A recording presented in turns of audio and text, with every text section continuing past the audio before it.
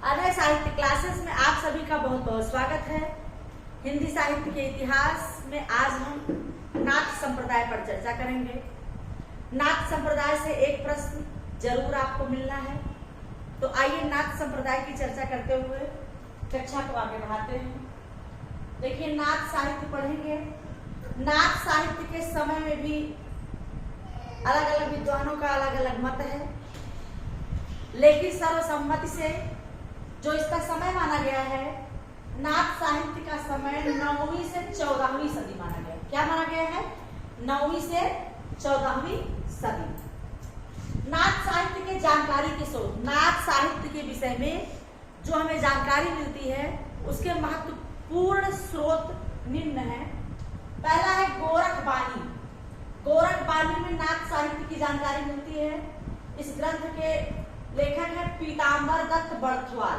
ये अपने आप में एक प्रश्न है, प्रश्न लगातार आया हुआ है कि गोरखबानी किसकी रचना है? पीताम्बर दत्त बड़थवाल की। यह पूछ लेता है पीताम्बर दत्त बड़थवाल की रचना कौन सी है, तो उसमें गोरखबानी ऑप्शन में रहेगा, तो आप निश्चित रूप से लगा दीजिएगा। तो गोरखबानी पीताम्बर दत्त बड़थवाल की है। नाथ साहित्य ये हजारी प्रसाद द्विवेदी का ग्रंथ है, नाथ साहित्य। और अगला है हिंदी के विकास में अपभ्रंश का योग। महत्वपूर्ण ये भी है, इस ग्रंथ को भी पूछा गया है लगातार, ये भी प्रश्न बना है। चूंकि इस कक्षा में जितने भी आपको पॉइंट वाइज मिल रहे हैं वो सारे प्रश्न हैं, महत्वपूर्ण प्रश्न हैं और ये सारे एग्जाम में आए हुए हैं। तो हिंदी के विकास में अपभ्रंश का योग नामवर सिंह का है। किसका है? नामवर सिंह। अब देखिए, ये तो रहे 3 महत्वपूर्ण ग्रंथ जो नाथ साहित्य के जानकारी के स्रोत है। ठीक, नाथ साहित्य का समय 9वीं से 14वीं सदी मानी गई है। जानकारी के जो स्रोत के ग्रंथ हैं गोरखबानी पीताम्बर दत्त बड़थवाल, नाथ साहित्य हजारी प्रसाद द्विवेदी, हिंदी के विकास में अपभ्रंश का योग ये है नामवर सिंह। तो ये तो आपको क्लियर हो गया।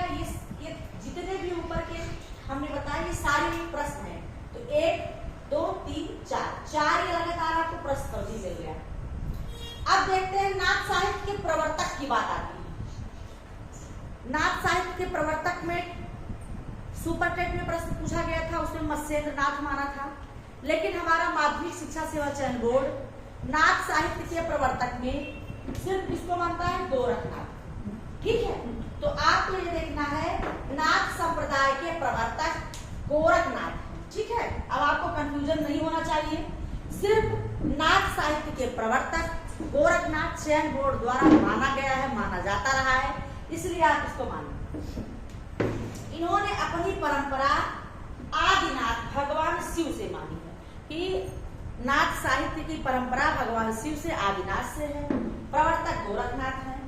और नवनाथों की संख्या में आप देखिए, नवनाथों की संख्या, चूंकि नाथों की संख्या कितनी है? 9 है। ठीक है, तो देखना क्या है?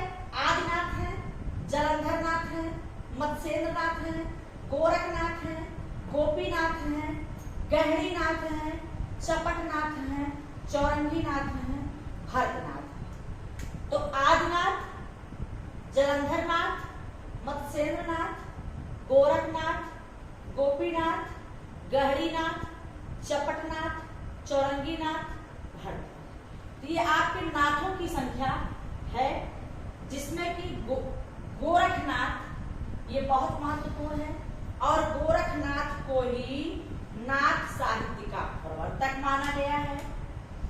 और आदिनाथ भगवान शिव जी, जो कि ये नाथ परंपरा के पहले कब माने गए। तो इस प्रकार से नाथ संप्रदाय के प्रवर्तक गोरखनाथ हैं और गोरखनाथ ने नाथ साहित्य की परंपरा की जो नींव है उसे आदिनाथ भगवान शिव से मानते हैं। तो ये आपका नाथ साहित्य का एक बहुत महत्वपूर्ण कक्षा, छोटी कक्षा लेकिन बहुत ही महत्वपूर्ण है। जितने भी इसमें हैं टॉपिक उतने प्रश्न हैं जो लगातार पिछली परीक्षाओं में पूछे जा चुके हैं। तो आप लगातार देखते रहिए, आपको ऐसी ही कक्षाएं, महत्वपूर्ण कक्षाएं हमारे चैनल द्वारा दी जाएंगी। लगातार चैनल से जुड़े रहें और आप मेरे चैनल को सपोर्ट करें, वीडियो को लाइक करें, सब्सक्राइब करें, शेयर करें। धन्यवाद।